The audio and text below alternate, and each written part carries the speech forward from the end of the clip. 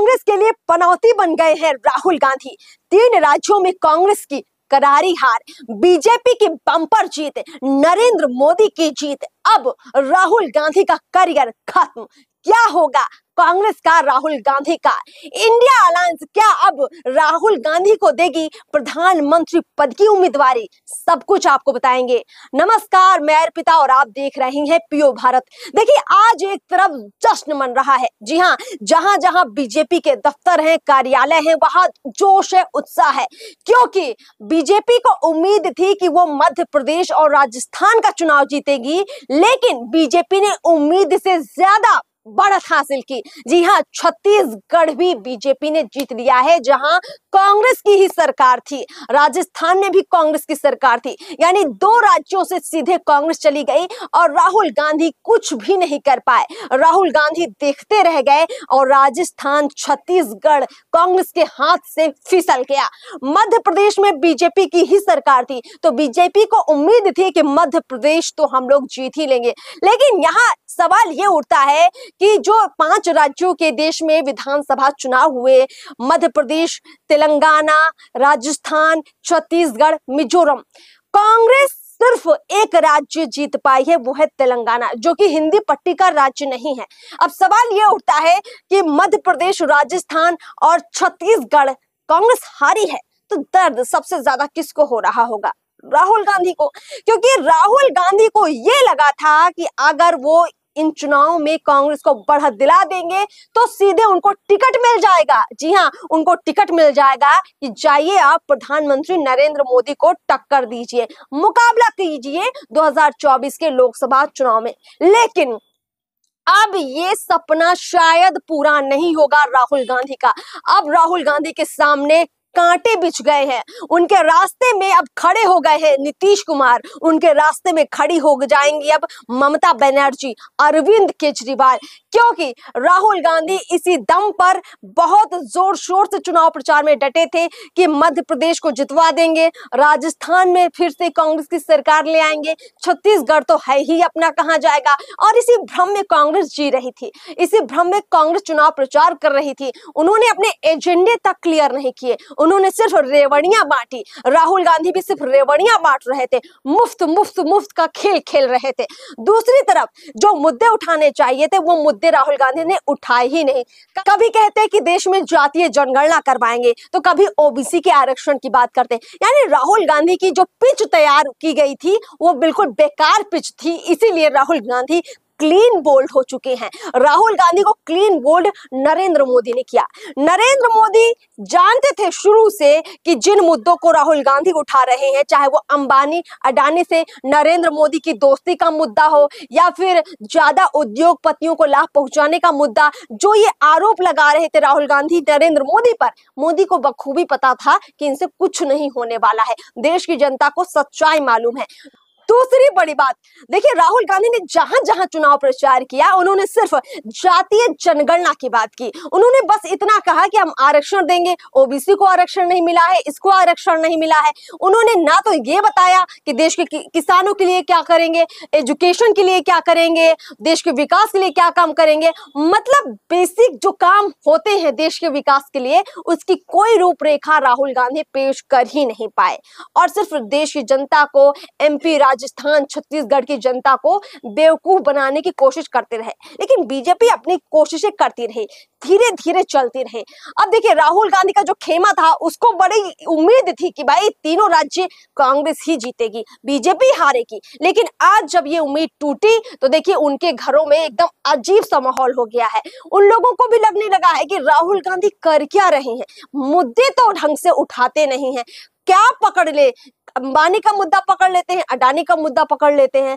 मतलब असली बातें जो जनता की होनी चाहिए, उनके जो शिक्षा की बात होनी चाहिए, उनके विकास की, रोजगार की बात होनी चाहिए, महंगाई की बात होनी चाहिए, उस पर तो राहुल गांधी का कोई स्टैंड है ही नहीं। सनातन धर्म के विरोध की बात आती है और कभी राम मंदिर के विरोध की बात आती है इंडिया अलायंस के नेताओं की तरफ से, या कांग्रेस के कुछ नेता ऐसी बातें करते हैं तो राहुल गांधी चुप रहते हैं। कभी राहुल गांधी ये नहीं कहते कि भाई गलत बातें मत बोलिए, हिंदू धर्म का अपमान मत कीजिए, सनातन का अपमान मत कीजिए। राहुल गांधी की जबान से कभी निकलता ही नहीं और देखिए आज खामियाजा भुगत रहे हैं राहुल गांधी, क्योंकि राहुल गांधी ने अपनी पॉलिसी कभी क्लियर की ही नहीं। लोगों ने मान लिया कि भाई ये सिर्फ और सिर्फ लोगों को बेवकूफ बनाते हैं, तुष्टीकरण की राजनीति करते हैं, हिंदू मुसलमान असल में यही लोग करते हैं, लोगों को ये लगने लगा और इसीलिए ये बम्पर जीत हुई है तीनों राज्यों में बीजेपी की। अब इंडिया अलायंस के जो ये तमाम बड़े नेता हैं, क्या आपको लगता है कि इतनी आसानी से अब राहुल गांधी को दावेदारी मिल पाएगी प्रधानमंत्री पद की? बिल्कुल नहीं, क्योंकि नीतीश कुमार इसी चाहत में थे कि कैसे राहुल गांधी का जो ग्राफ बीच में इतना बढ़ गया था कि संयोजक तक नीतीश कुमार को नहीं बनाया गया, सिर्फ राहुल गांधी की पूछ होती थी, सिर्फ राहुल गांधी की जय जयकार इंडिया अलायंस में होती थी। अब वो ग्राफ राहुल गांधी का जो चढ़ा हुआ था वो सीधे धड़ाम हो गया है, नीचे आ गया है। अब नीतीश कुमार खुश हैं। अब देखिए 6 दिसंबर को इंडिया अलायंस की बैठक की जा रही है। 6 दिसंबर को सब नेता एक साथ आएंगे, जितने ये विपक्षी नेता हैं एक मंच पर आएंगे। तब आप इमेजिन कीजिए कि वहां राहुल गांधी का चेहरा कैसा होगा। राहुल गांधी जहां हर मीटिंग में एकदम चमकते नजर आते थे, दूल्हे की तरह नजर आते थे, क्योंकि लालू यादव ने तो उनको कहा ही था कि आप दूल्हा बनिए, हम साथ हैं। लेकिन अब दूल्हा उल्हा राहुल गांधी नहीं बनेंगे। अब उनके साथ कोई नहीं खड़ा होगा, उनको दावेदारी मिलना बहुत मुश्किल हो जाएगा, क्योंकि अब नीतीश कुमार नंबर 1 पर आ गए हैं और ताल ठोककर अब नीतीश कुमार कहेंगे कि आप करेंगे क्या, कैसे आप मोदी को हराएंगे, क्या पॉलिसी है, क्या आपने ऐसा बड़ा काम किया कि हम कह दें कि भाई ये जाइए आप और मोदी को हरा दीजिए। आपने तो ऐसा कुछ किया ही नहीं, उल्टा आपने कहीं ना कहीं जो ये वक्त था इंडिया अलायंस को मजबूत करने का, 2024 के चुनाव की तैयारियों का जो वक्त था, आपने वो सारा वक्त इन राज्यों के विधानसभा चुनाव में दे दिया। आपने थोड़ा भी वक्त नहीं निकाला कि हम 2024 के लोकसभा चुनाव की तैयारियां कर पाए। और बीच बीच में नीतीश कुमार, जी हाँ, बीच बीच में नीतीश कुमार इन बातों को लेकर कांग्रेस को सुनाते भी थे कि कांग्रेस गौर नहीं कर रही है कि 24 का चुनाव चंद दिनों बाद है। जी हाँ, 24 का चुनाव होने में ज्यादा वक्त नहीं है, लेकिन कांग्रेस की ये जो निष्क्रियता थी वो नीतीश कुमार को खटक रही थी। और देखिए अब 6 दिसंबर को बैठक होने वाली है, तो तस्वीर हमको साफ नजर आ रही है कि राहुल गांधी का चेहरा झुका हुआ होगा, नीतीश कुमार के चेहरे पर स्माइल होगी और ममता बनर्जी भी थोड़ी कॉन्फिडेंस में नजर आएंगी, अरविंद केजरीवाल भी मूंछ में ताव दे रहे होंगे। तो अब राहुल गांधी के डाउन होने से ये सब नेता बेहद खुश होंगे। और हाँ, सबसे बड़ी बात जो आपको बताना भूल गए, सपा, जी हाँ, अखिलेश यादव भी बेहद खुश नजर आएंगे, क्योंकि सपा ने ये बात कही थी राहुल गांधी से कि मध्य प्रदेश में हमारा प्रभाव है, कुछ सीटें हमें दीजिए, हम लोग मिलकर चुनाव लड़ते हैं मध्य प्रदेश में, यानी कांग्रेस और सपा मिलकर चुनाव लड़ेगी तो बेहतर रिजल्ट आएंगे। लेकिन कांग्रेस ने एक नहीं सुनी, सपा को कोई सीटें नहीं दी, अखिलेश यादव ने खुद को अलग कर लिया इंडिया अलायंस से, कांग्रेस से, राहुल गांधी से, और वहां खुद 23 सीटों पर सपा ने अपने उम्मीदवार उतारे। एक और पॉइंट आपको बता देते हैं कि खुद नीतीश कुमार ने भी जदयू के कैंडिडेट उतारे थे एमपी में राहुल गांधी के खिलाफ। अब सोचिए क्या है इनकी आपस में एकता।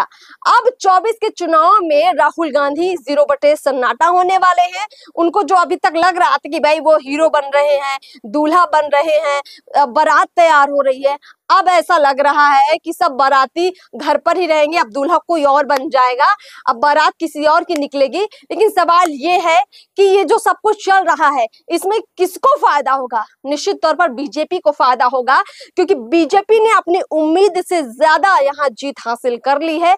और सबसे बड़ी बात ये कि किसी भी राज्य में बीजेपी ने वहां के स्थानीय नेताओं का चेहरा नहीं रखा।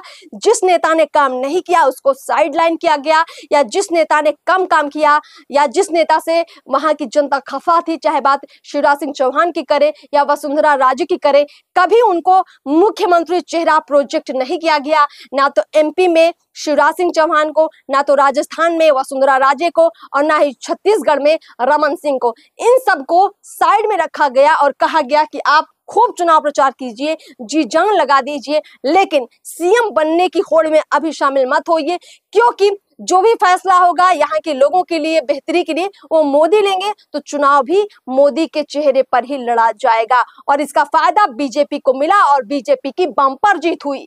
और इसीलिए बीजेपी की इसी रणनीति के चलते 2024 की तस्वीर क्लियर हो गई है कि नरेंद्र मोदी अब 24 का चुनाव जीत रहे हैं और राहुल गांधी का प्रधानमंत्री बनने का सपना चकनाचूर हो चुका है। इस खास चर्चा में विश्लेषण में इतना ही। चैनल को सब्सक्राइब जरूर कीजिए। नमस्कार।